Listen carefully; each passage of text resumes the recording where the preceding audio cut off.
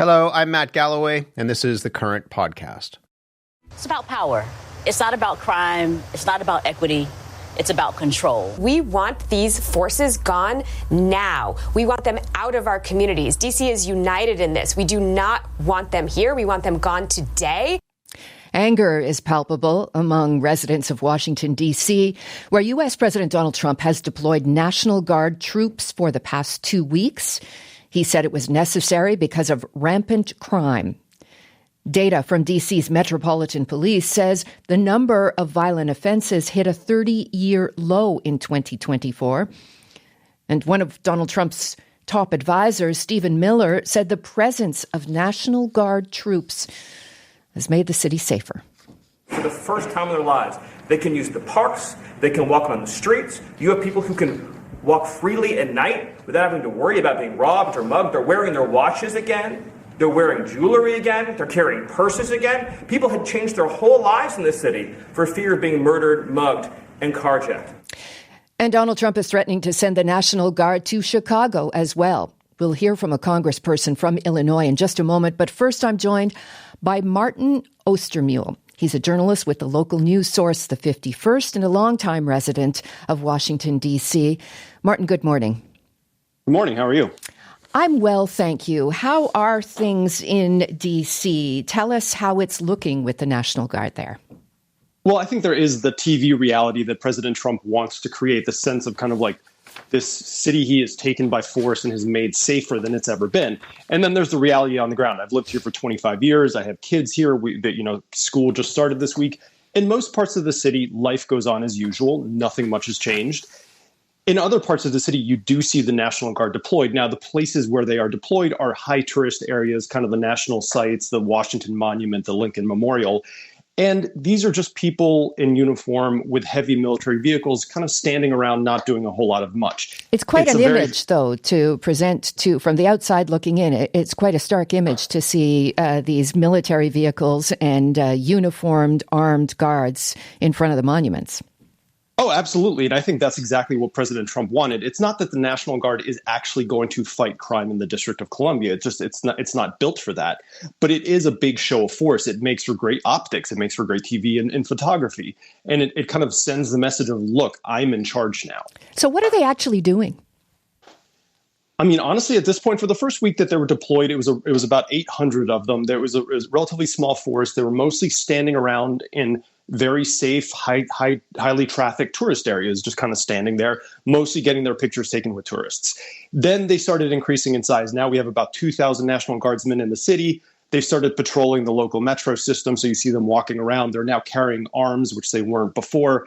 But they're not out and about in city neighborhoods at night doing anything. They're not actually joining police on raids or kind of going out there arresting people. They're mostly just sitting there kind of for the optics value. And how are people responding to this? I mean, I saw one image actually this morning of National Guard troops collecting garbage in parks. Yeah, that's the new thing that they're doing now. They've got these folks who are volunteer troops. These are not full-time troops. So they're coming from they've been taken from their homes and their regular lives, and now they're in D.C., in theory, for public safety, and they're picking up trash. Compare that to what we heard from Stephen Miller as we began this segment about carjacking and people not wanting to wear jewelry, the president saying people stopped going to restaurants. Paint a picture for us about the crime reality in D.C. Well, I think it's fair to say that President Trump and his aides are one for hyperbole.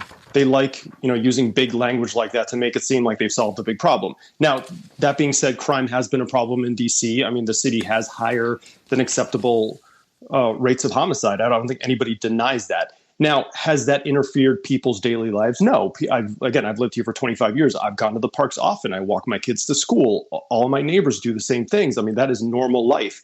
So that they've sent the troops in hasn't meaningfully impacted the levels of crime that the city was seeing, which were already decreasing. And they certainly haven't caused people to come out of hiding, as I think the president's aides want to make it seem.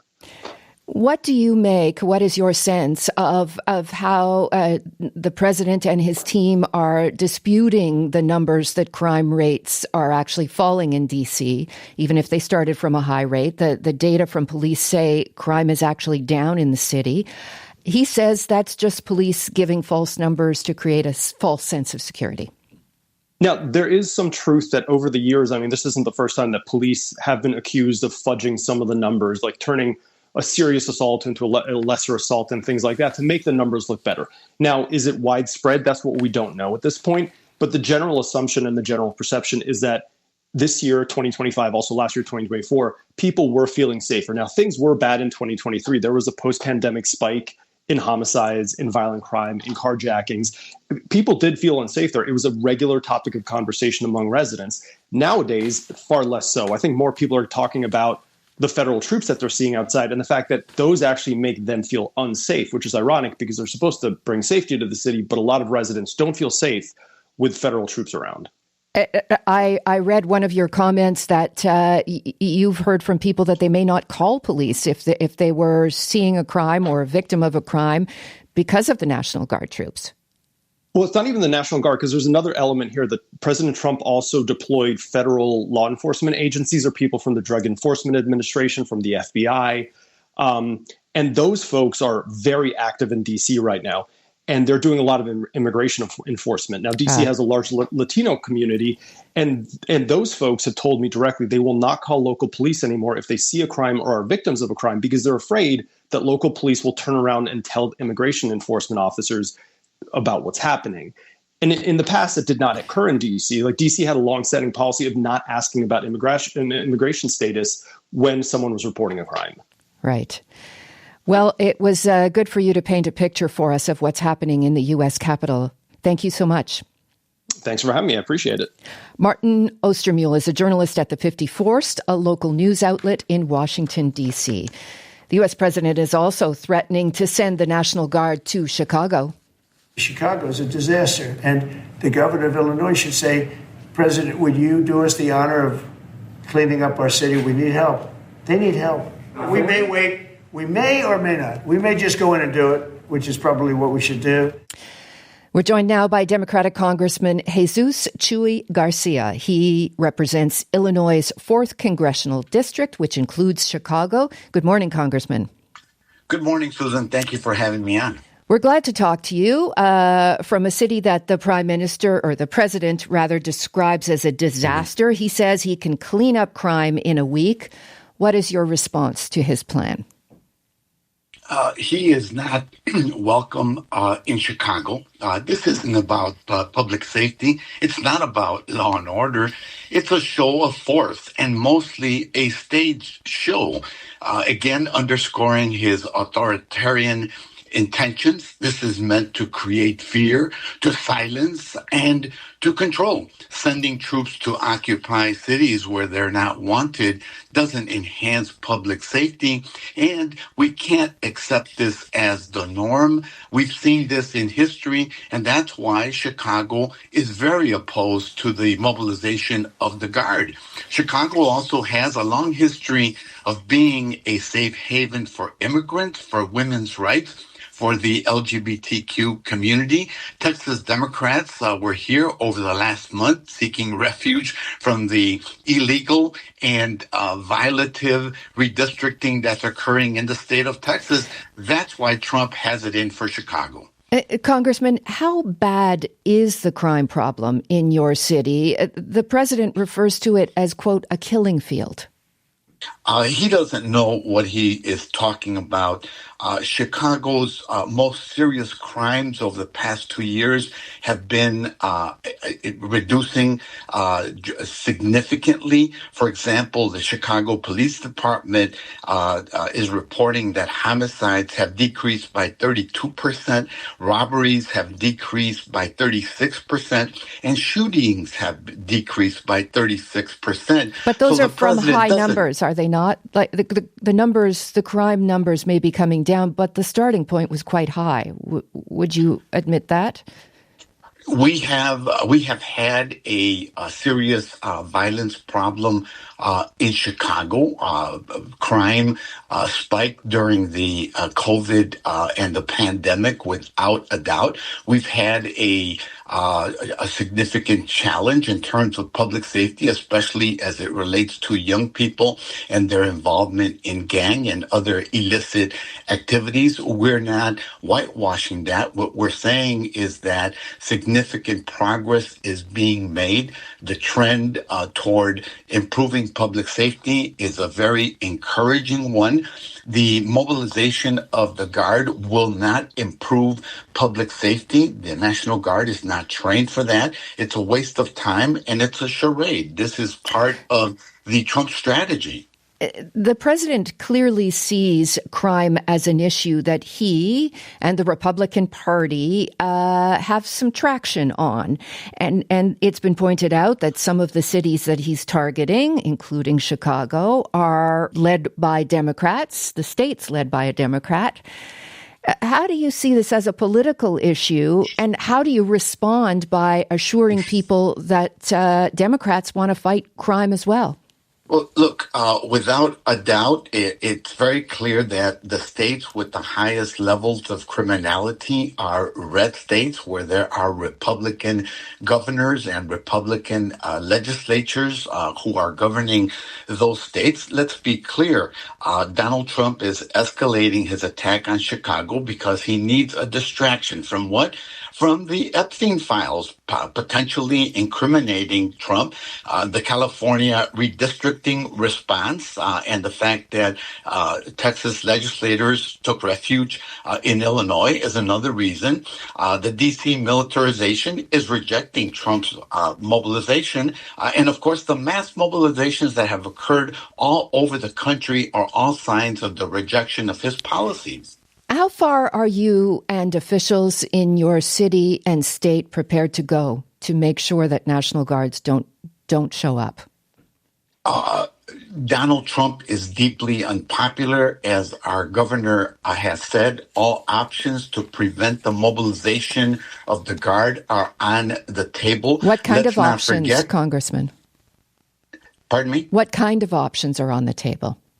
Legal options, challenging the president's attempt to mobilize the Guard in the court. But he also is aware that Chicago is deeply opposed and Illinois is deeply opposed to the manipulation of the Guard for political aims, which this is all about. This is all about distracting. So we are looking at, I think, peaceful demonstrations that would be triggered by the mobilization of the Guard, as they were in California. Remember that the mobilization of the Guard and the Marines in California is what triggered even larger demonstrations.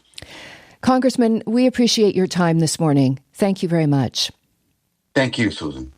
Congressman Jesús Chuy García is a Democratic representative from Chicago, and he joined us from that city. Joining us now is Ed Yohnka. He is the Director of Communications and Public Policy at the American Civil Liberties Union in Illinois. He, too, joins us this morning from Chicago. Ed Yohnka, good morning. Good morning, Susan, and it's such a pleasure to be with you and to follow my friend Chuy García. So let's talk about some of the legal issues here. Is what the president proposing for Chicago legal? Is it constitutional? Well, that's an interesting question, and it depends in large measure about both how and why he does it. There are a number of different ways in which the president can, for example, federalize the National Guard and deploy them in a particular place or send them into a particular place. But those decisions and whether or not they're legal are largely dependent upon the reasons why he says he's going to do that. And what we know, what we've seen in LA, what we've seen in Washington, D.C., as you've heard described, what he says and his acolytes say about Chicago simply is not true. There is no emergency in Chicago that justifies sending in federal forces. Now, in the District of Columbia, there is no governor. D.C. is not part of a state, so the National Guard reports directly to the president. That is not the case in Illinois. So, is that a legal argument that you can see officials making? Yes, it is, and again, in effect, the president takes the role as the governor of Washington, D.C., because, of course, we've denied statehood to Washington, D.C. for so long. In Illinois, we have a governor to whom the National Guard reports. If the president attempts to usurp that authority, I have every confidence that that will be the subject of legal wrangling over the next few weeks.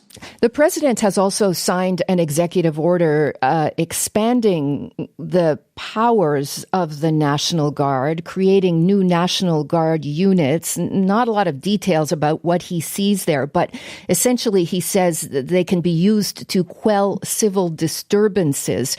What are the legalities of that? Well, I think that's something that, again, we're looking for details in much the way you described. But I think if you kind of peel back a layer, there is an incredibly ominous tone to what the president says when he talks about quelling disturbances. The president sees as a disturbance the fact that 75,000 people showed up in downtown Chicago in June for a rally to decry his policies and declare that he was not a king. The president sees as, an insurrection the fact that people in 2020, when he was president, went out into the streets in massive numbers to protest the murder of George Floyd. The president sees anything that questions him as, not being worthy of First Amendment protection, of course, while we know that he pardons people who actually engage in violence. And so I think you have to question some of his motivations in creating these new guard forces.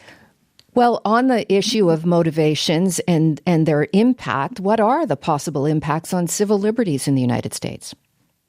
Well, I think in large measure, I think stepping back, and I think Representative García made this reference, but I think if one steps back, this is not about crime. This is not about anything except control and Donald Trump's totalitarian instincts. And when you think about the impact there are people who, as I mentioned, these large protests and these large mobilizations we've had in Chicago. What we know is that with the presence of troops, there will be a substantial number of people who won't go out. They won't feel safe. They won't feel safe moving around their whole neighborhood in fear of being pulled out of their car by federal troops. Let's dig into that just a little bit as we wrap. What worries you most about the possibility of the troops showing up in Chicago? I think there are three things that worry us most. The first is the impact upon people who are engaged in peaceful protests or the press actually covering the activities of the Guard being inhibited. I think the second thing we worry about is the use of excessive force in both LA and Washington. That has been a feature and not a bug. And the third thing is the use of racial profiling, going to certain neighborhoods or certain locations, picking out anybody whose skin color is darker than mine in order to target people for Trump's mass deportation program.